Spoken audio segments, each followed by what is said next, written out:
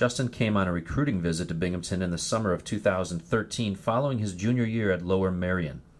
He had led his team to a 30-3 record and state championship, and after being recruited by Bearcats head coach Tommy Dempsey, he came to campus for the first time. Coach Dempsey and the coaching staff reached out to me, and I actually hadn't heard about Binghamton, but I was excited to hear from them. And I saw the campus and kind of fell in love with the campus. My parents loved it as well. And most importantly, my parents felt comfortable with the coaching staff, so that's why we chose Binghamton. After McFadden capped his scholastic career by winning more games than any other player in Lower Merion school history, he came to Binghamton in the fall of 2014.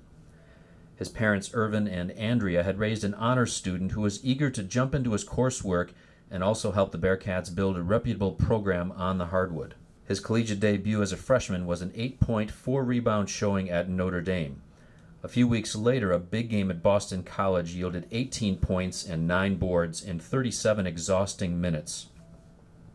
A strong defender and unselfish offensive player, McFadden often contributed between the stat sheet lines. But the BU coaches knew what they had, and McFadden averaged more than 27 minutes a game as a freshman. Freshman year it's a lot different from high school. You figure that out very quickly, and the adjustment period was tough. But I think I had some good games that year. I played against Notre Dame right out the gate. I had 9 points that game, and I think a couple others where I had good performances. So I felt like I did pretty well adapting to that. But his basketball fortunes turned in October of 2016. A preseason concussion kept him off the court for several weeks while the Bearcats prepared for their season opener. After returning to play against Cornell and St. John's, he suffered another knock to the head and missed the next 7 games. It was a tough moment for me, but I kind of tried to push through it, and then at the end, I came back, and in practice, I got injured again after the Marywood game, and that was when kind of the doctors told me that it was a pattern that just couldn't keep going.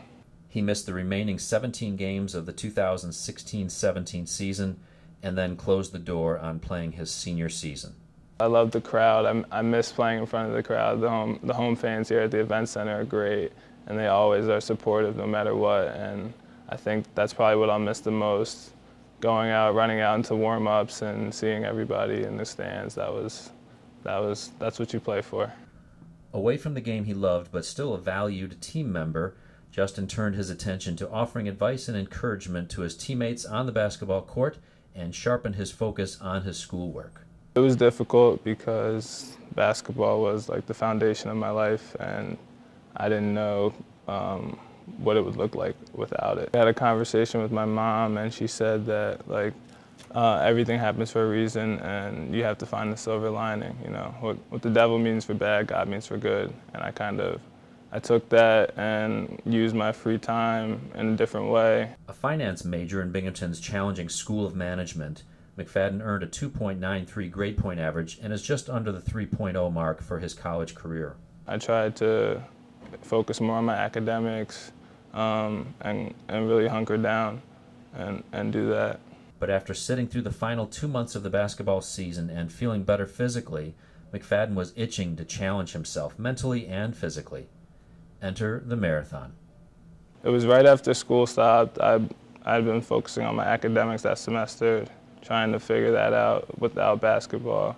And then I felt like I wasn't progressing as well, like athletically anymore. And like as a basketball player, when you spent your entire life like trying to get better every day athletically at something, and that's kind of gone, it's a different mindset. And I woke up one morning, I was like, I want to run a marathon. And I looked up all the training, I started researching, found out that the Binghamton one was in September, which is like the 3 months that I needed to train for it.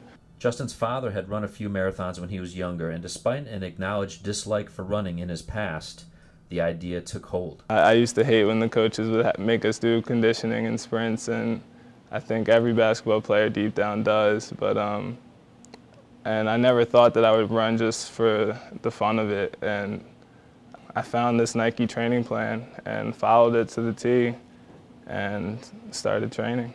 And I just kind of figured out, well, this is perfect. This is the stars kind of aligned, and it was meant to be. So that's what happened. Home for the summer, he took to the suburban neighborhoods of Philadelphia to begin his preseason. Yeah, the first day I think I ran a 5K at a pretty good pace, and that was pretty easy for me. But I remember the first time I went from 8 miles to 12 miles it was a very difficult day because I ran the 12 and I could barely walk afterwards. I couldn't speak, like I was just done, and I just had to go to sleep right afterwards. It was I definitely hit a wall, but the next time I ran 14 miles, I felt really good after that, and I felt like the same person, so that was good. The distance running, coupled with a new vegetarian diet, transformed a once thicker athlete into a more streamlined runner's body, albeit a very tall runner. And now the basketball mentality bled through. Here was an athlete pushing himself both physically and mentally toward a goal that initially seemed so unlikely. I think I got up to 18 miles in my training. I wanted to get to 20, but I just got a little bit too busy with the semester starting and everything like that. But no, the whole time throughout training, I thought, like, yeah, I can finish this marathon. I was very confident.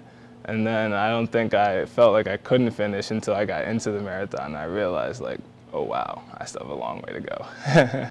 With the hundreds of hours of training in the books and his dad, stepmom, stepsister, and cousin at the starting line, this new game, this new Justin was on display.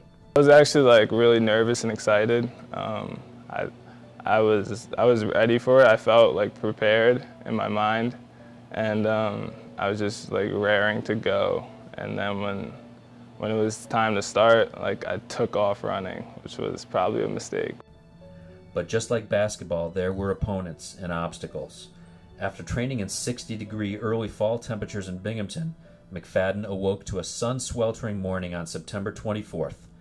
Temperatures rose near 90 degrees during the race, and his plan to stay on his training pace was quickly lost. There would be no record-setting time today, and as the finish line clock drudged toward the 5-hour mark, McFadden was laboring out on the course. I think mile 16, at that point, I was like, wow, I still have 10 miles to go, and I'm already like completely gassed out. And it was the point where you could stop and like turn around and go back or just like stop the race. But I pushed through it. I definitely hit a wall there, but I had support. There were people along the trail supporting us as well. So that was good. I saw someone with a sign that said "Just keep running." And it was good. It was a good support, and those types of things help you through it. But as the mental and physical energy waned, the encouragement of others filled the void. His family caught up to him on the course and cheered him on. His dad even running a spell alongside him. Yeah, he tried to, but he didn't run very far with me. But yeah, my parents were an integral part of my support system, and I don't know if I would have finished the marathon without them, so I definitely have to give big props to them. Other strangers shouted words of encouragement, and fellow more seasoned runners offered their own advice and inspiration. With teammates Dusan Perovic and John Sherman waiting at the end, McFadden turned the corner for the final stretch and, accompanied by his enthusiastic stepmom Darlene, crossed the finish line. It was kind of surreal, like when you first cross the finish line, because you've been running for 5 hours straight. Like for that, I shouldn't have been running that long, but I was running for 5 hours straight, and I just needed to sit down for a second and relax. But the accomplishment was great. Like during the marathon, you're thinking, wow, I'll never do this again. Like this was terrible, a terrible experience. But after I finished, I felt that sense of accomplishment, and I felt like I really trained and then achieved my goal. So I definitely think that I'll do another one because you feel like you overcame something. What he lost on the basketball court, he gained in so many ways. A reminder that one thing does not define you, and that a strong desire to persevere and accomplish a goal can show itself in many different forms. McFadden now wants to run another marathon and is eyeing a November race in his hometown of Philadelphia. All this from a young man who hated running before 6 months ago. And after graduation, he wants to enter the Peace Corps to connect with people and further stretch his boundaries. I found the Peace Corps as a way I can go and help people and also kind of find myself as well. I always love giving back to the community. I think that's part of why we're here as people. And I've always loved going to community service with the team, going to community service back home. It's something that I like to do, and hopefully I can continue to do that in the Peace Corps and in life. Asked what he learned about himself during this difficult last year, McFadden offered some introspect. I think I definitely learned that I can fight through adversity. I think what I've faced over the last year, it shows me that I can handle anything. Whatever life throws at me, you just gotta roll with the punches and keep moving forward, and just don't worry about it too much. A career in corporate finance can wait. This young man has more to learn about himself and much more to give to this world. Everybody say here.